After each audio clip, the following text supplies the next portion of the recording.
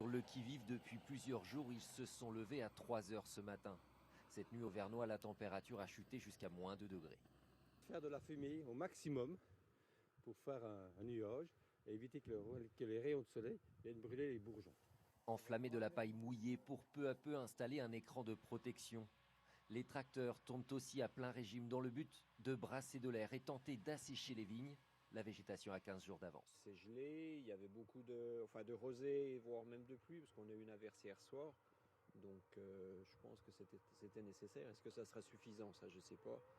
Au Vernois, ils sont 12 vignerons qui, pour cette mission d'urgence, peuvent compter sur la solidarité des voisins, comme ce retraité. C'est important pour nous d'être là, d'autant plus on a un petit village, on connaît tous les vignerons, c'est des amis.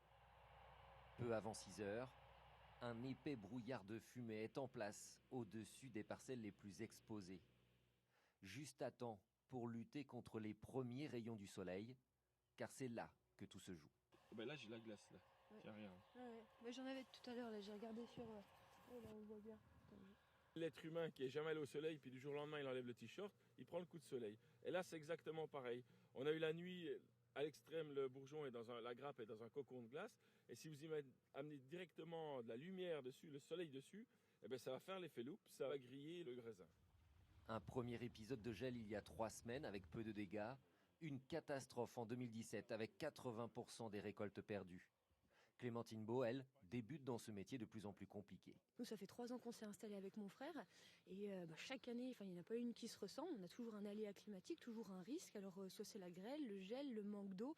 Tout se joue en une nuit, quoi. Alors, tout le travail de l'année, on peut la perdre n'importe quand. À première vue, au Vernois, l'opération semble avoir été efficace.